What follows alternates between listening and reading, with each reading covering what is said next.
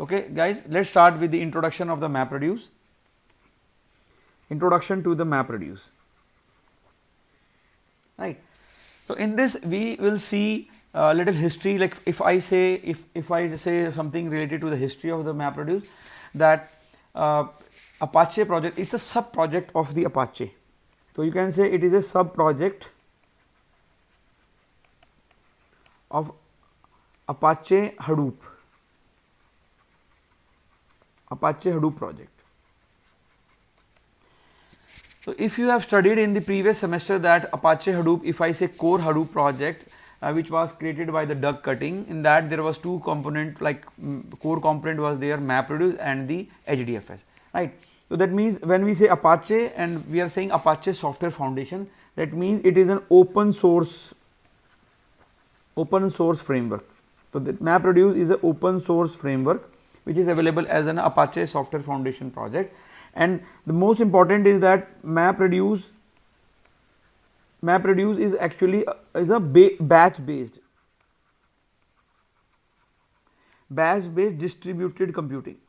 So just have a recall on the previous part. Earlier in previous semester you have done what is a Hadoop, and when I say Hadoop I am just talking about the core Hadoop, right. So I am talking about the core Hadoop. Now in this core Hadoop we have two parts, like first one was HDFS and other one was the MapReduce. First one was the HDFS, and in HDFS that means there were two things. First one was distributed storage, and other one thing was a distributed computing. So when I say distributed computing, I mean to say that I am talking about distributed processing. So these were the two things which is very, very important from the Hadoop perspective or any big data perspective, or rather we can say big data perspective also. For storage we have HDFS, and now for distributed computing we have a MapReduce. So these were the two technologies. And if we specifically if we talk about the computing processing, then there are two things, like a disk based processing, disk based or in memory. Disk based we are going to do MapReduce. So I am going to introduce the MapReduce as a MR. So you will see my MR word. In memory we have another, in the coming semester we are going to learn about the Spark, and apart from that there will be a streaming in the coming next semester. Streaming we will do in Spark streaming and as well as in the Kafka streaming. So this is just a high level idea about previously what you have done. So two important things was distributed computing and distributed storage. So we have done distributed storage, we have done HDFS, we have done HBase also earlier, which is a NoSQL. Now it comes about the distributed computing in terms of MapReduce. Okay. So now MapReduce is a distributed computing and it is actually a batch based. So when I say batch based, I mean to say that it is like a fire and forget. This is AND, right? Fire and forget. That means you are like a group of jobs you collected together and then you used in a MapReduce, and then you forget, and then you come in the morning and you see what exactly happens, the results are there, or in case some errors are there or some logs, you can just check a log for the result as well as for the error. So that means the batch processing. And on the contrary to the batch processing, we have like a you can say stream processing. Stream in the sense live processing. Okay, the tweeters is coming, the data is coming from the tweets. That means this is live. So we will say that it's a near real time processing. Okay, so those things you will going to see in the stream processing. So fire and forget about the batch computing. So this is again a distributed computing framework, right? And the more interesting is that it is MapReduce is modeled after the Google white paper, and that was a MapReduce.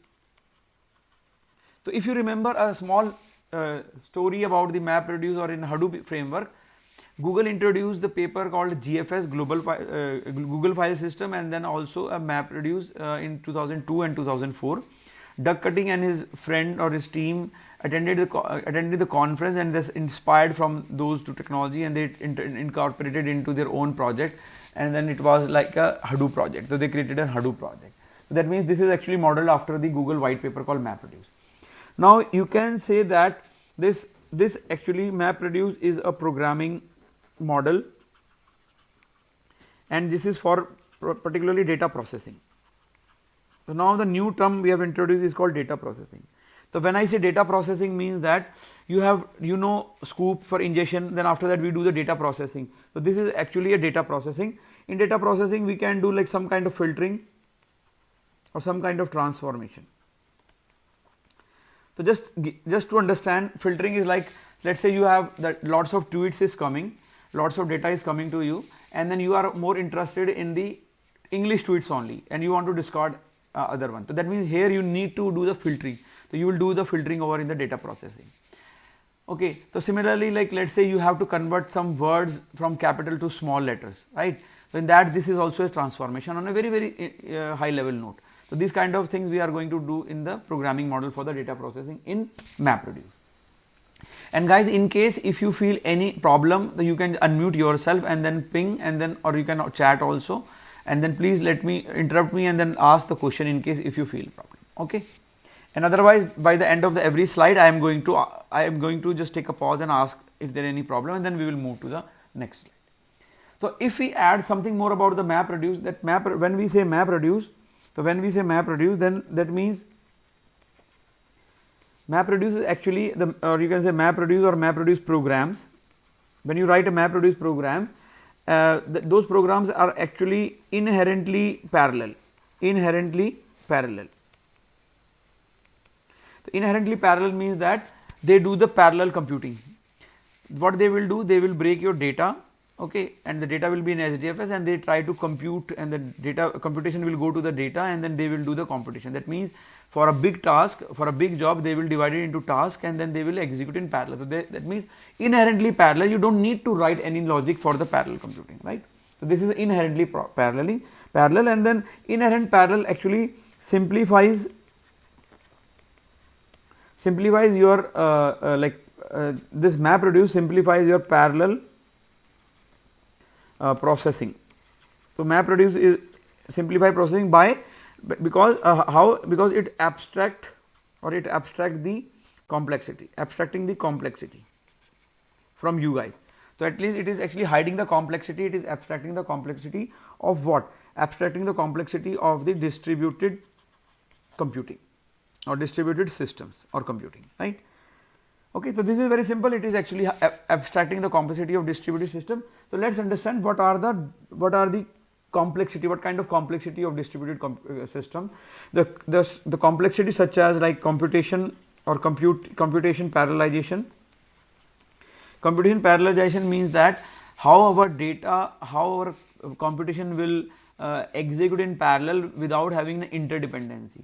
So let's say one big task, one big job is broken down into 10 tasks, and all tasks are executing parallel without having interdependency.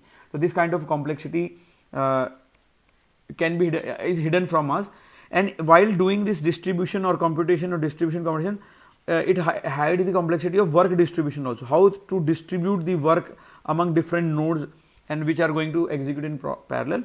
And apart from that, you also need to deal with the unreliable softwares or unreliable software, or you can say hardware. So this is another complexity. Or even when we use a parallel computation or when we use distributed, then important term is called distributed OS. So that means distributed operating system is also another concept. This is hidden from us. So we don't need to take care of any of the stuff, right? Now with this abstraction,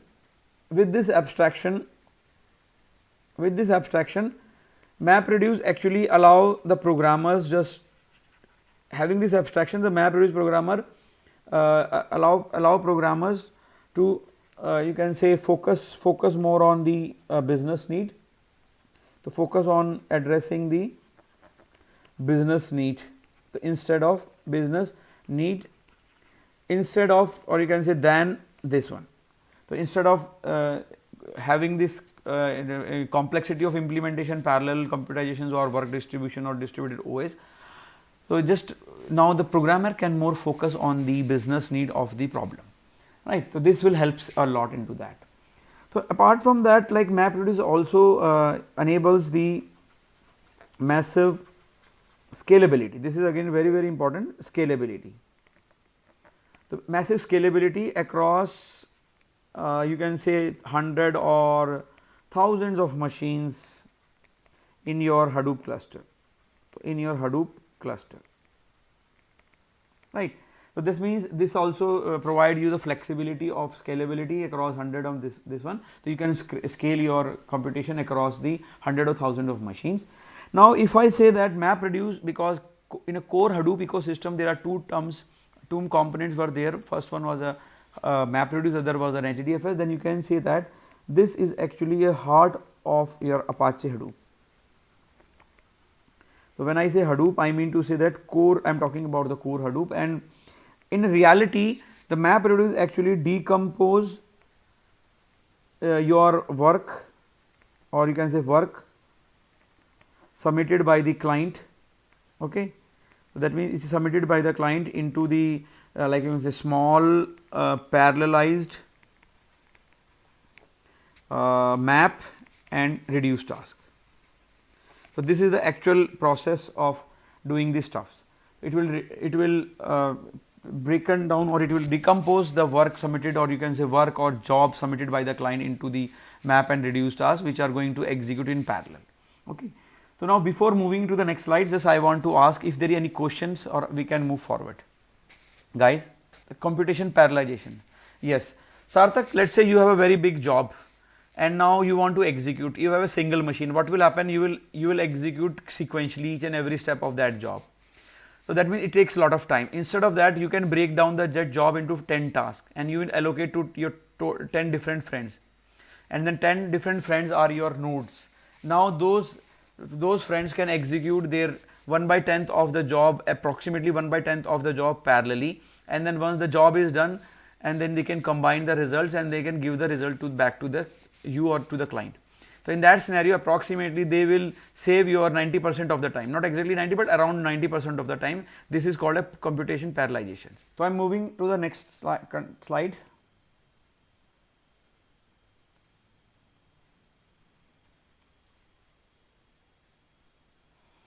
Now, let's understand. Now, let's understand this client submit the jobs to the MapReduce. So, just understand from the diagram perspective. So, let me draw some diagram. You have a client, then we have let us say job, and then we have a Hadoop, and Hadoop we have a MapReduce, and then this is your master. Okay, we will discuss the details in the master and daemon also later. Right. Now, we have a job parts, we have a job parts. Now, this is connected, this is flow of data is like this, right. Now, we have some job parts in terms of map. So, we have 3 map jobs, or you can say functions, and then let us say we have a 2 reduce job,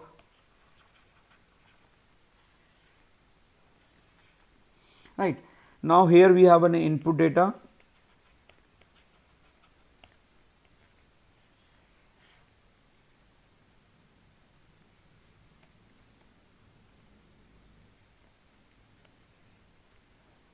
and now here we have a output data.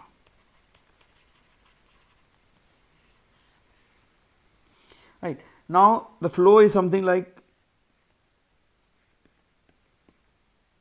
now this map that will talk to the reducers, and you will understand why, and later in that one. This is going to this one, this is remaining over here. I think everyone is done. Now, the reducer output will be returned to the HDFS. So, we are going to see some more in more detail. This understanding is very high level. Okay, this is very high level, and I am just mean to say that how the client submitting jobs to MapReduce. So, this is just I am giving the nomenclature to this diagram, right. So, in this you can say that MapReduce actually decompose job into map and reduce task, right. So what is happening over here is the client submits the job to the Hadoop cluster, or you can say MapReduce is taking care of that, okay, in the master node. And then jobs, there are two jobs are there, and jobs are different like a MapReduce job. So we have a multiple map jobs and multiple reducer jobs, and now the data is actually coming from the input data, which is in your HDFS. So you can say input data is coming through the HDFS or other means of data sources. So now data is coming to the MapReduce is actually performing the data, performing the computation into the input data, and then it will do this map is actually some kind of functions, right. And similarly reduce is also some kind of function we are going to see. So those functions operate and they produce an intermediate data, and after that some more processing happens. Just this is a very high level perspective of MapReduce, and then there will be some reduce function, and then those reduce function produce an output to the data sink. This is your output data. So this is actually a very high level understanding of how the MapReduce works, right. So in this scenario you can say that MapReduce is actually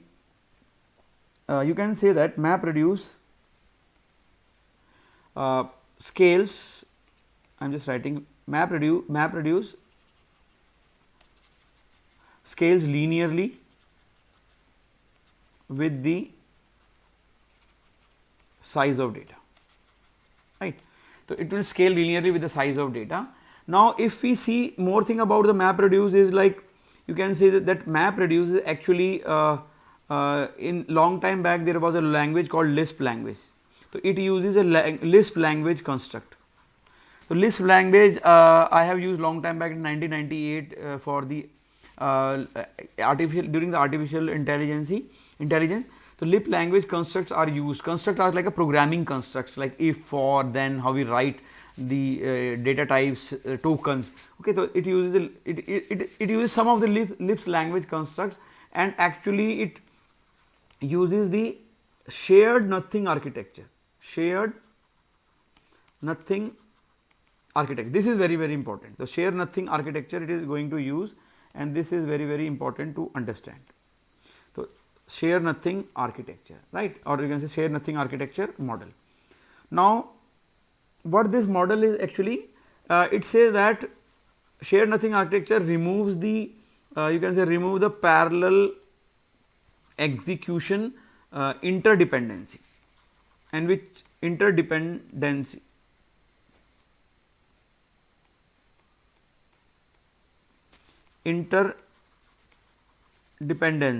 right. And these interdependencies, I mean to say that state sharing, and that is very much important in any of the big data architecture, because when there is a no dependency for the parallel execution, then the things can or tasks can execute in parallel. So just to understand I just want to write a formal definition for the shared nothing, so that you can remember later on also, right. So I want to just write down the formal definition. So you can say that shared nothing architecture is a distributed computing. First thing is, it is a distributed computing concept, right, that represents the notion that each node where the task is executed, each node is independent and self sufficient. So why I have added a word called self sufficient? Because independent nodes will not need any kind of help from other, and there is no dependencies on other. That means all your 10 tasks can execute parallelly in 10 different nodes, right. So this is a formal definition for the shared nothing architecture, right. So just to add on, very important thing, actually MapReduce actually is a two different tasks, or you can say two different MapReduce refers to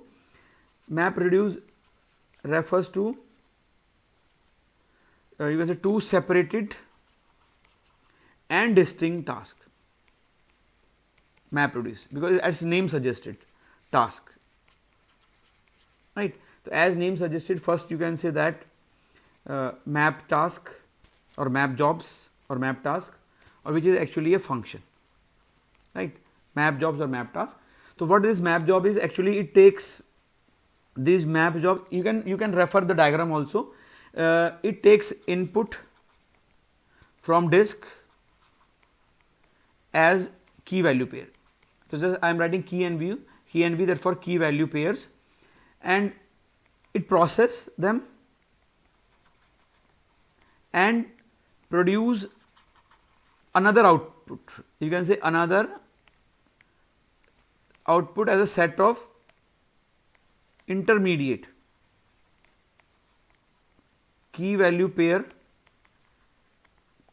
of output, which is actually something like a tuples in your Python. So, now you can read what the map job function is doing, and this is very high level perspective. We are keep on delving deeper into the map jobs and map functions and map jobs and reduce jobs. Okay, for being as an introductory session, so this is a very high level perspective of the map job, that it takes the input from your disk, and the key value pair is very important, and it process them, it do the computation, and then it produce an intermediate results. Again it's a set of key value pair which is something like tuples, and it is like an output, and which is provide as an input to the reducer. So, other thing is, the reduce job is actually is what it takes output of your map functions, right, as your input and combines these data tuples into little smaller set of tuples. So, you are going to see how it makes a smaller set of tuple as your output of the reducer. So, this is a very high level idea about the map jobs and reduce job. So, I think now this is little clear how the map jobs and what map jobs are and what reduce jobs are. So, before moving to further, just I want to ask, is there any question in this slide? Otherwise, I am just want to move forward. So, now this, sir, can you explain the definition of shade nothing? Shade nothing is something like, when let's say, just let's take an analogy. You have distributed your jobs into 10 different tasks, and all the friends are, or all the nodes which are your friends are executing those jobs. If there is any dependency between the two tasks in out of this any of the 10, then what will happen? One task will execute first, and the result of that task will be part of the second task. That means you have the dependency. Let's say task 1 is having a dependency on the task 2. So, let's task 1 will wait for the task 2 just to complete, and after that it will execute. In that scenario, what will happen? Those two tasks will not execute parallel. But when I say a map reduce, it uses a shade nothing architecture. That means in a distributed computation we need to execute the things parallel, and then in that shade nothing architecture there should not be interdependency. That means they should be self sufficient, they should be executed their own, so that when all are done parallelly, then it greatly reduce the time, and then we can later on merge the result into the one. So, we are going to see how we use this shade nothing architecture. Okay, so then let's move to the let's move to the next term. Objective of saying this, that this map reduce actually uses the key value pair. So, now let's move forward with the okay, so let's move forward. So, let's see what are the benefits of map reduce. So, benefits of map reduce. The first benefits that comes to my mind is like a scalability, because this is very important. So, scalability is the one very important benefit. So, when I say scalability, I mean to say that this map reduce can process petabyte of data stored in HDFS. Okay, that means that much scale it has. So, just I will write the points so that you can later on review that. So, that means it can process petabyte of data stored in HDFS, right. So, another benefit is like again flexibility. The flexibility, that means we have now the very easy access to different multiple sources or like multiple types of data. So, just I am just writing, now we have an easier access to, MT stand for multiple sources of data, or we can say multiple types of data. right. Another point of benefit we can say it's speed. So when I say speed, that means with your parallel processing capability, because we are learning MapReduce, and on the top of the MapReduce a lot of other new technologies are also in the picture, but I am not taking those technology, we are going to learn in the next semester. But from this point the speed is very good as compared to the normal way of processing the data. So now with speed, with parallel processing, you have a minimal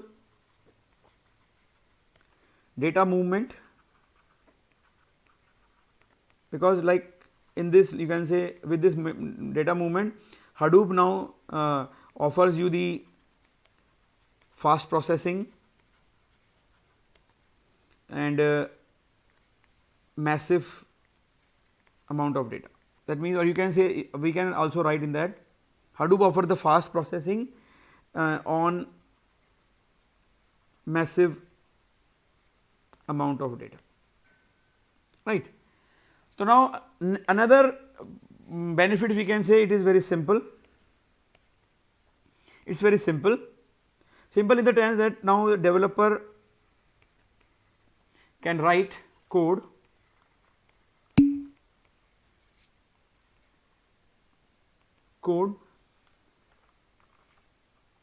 from the choice of language, or you can say like now you have a Java, even Python we can also use for Hadoop streaming. So this is another point.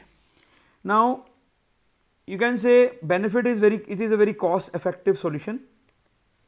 The cost effective solution is that it is open source, there is no cost, and again it is a very simple programming model, there is no such complexity, simple programming model, because it is based on Java. So it is very simple programming model, and Java, now everyone knows Java mostly. And the basic benefit is parallel processing, we have already discussed this this is a parallel processing, and again it is using an HDFS, that means high availability will be there, and fault tolerance, I can say that it is a fault tolerance, or another name for fault tolerance we can say resilient, and the most important is the data locality. So this is usually data locality principle. Now the question is, what is the minimal data movement? Minimal data movement, let us say you have a petabytes of data and the data is already available in HDFS. Now we do not need to move the data, because now the data will not come to the computation. In big data what you learned till now is computation will go to the data. Now the computation code in MapReduce will go to the data where the data is there. So that is a data locality. Okay. So when I say minimum data movement, I mean to say data locality. So now just recap one important term called block. So what is a block? You remember what is a block? Remember scoop. So when you run the scoop command, that is also internally uses MapReduce, right? That is also took a time. Block, I just write the definition just to recap this. Block is a minimum amount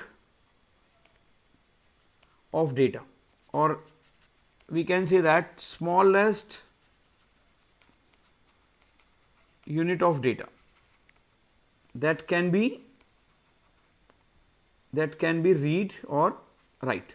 So this is very important, that can be read and write, right. So this thing we need to understand, because we are going to see this block and the input split later. Now because this is very introductory class, I do not want to push you guys for more theory. So just the last topic for the today is like, just I want to compare with the RDBMS, right. So just let me compare with this RDBMS, and just while comparing the RDBMS, I want to show you some, I want to just tell you what actually this is. So let us see a comparison, and we will continue this topic tomorrow. RDBMS, comparison with RDBMS. In RDBMS, the very important terminology was seeking. So what is seeking?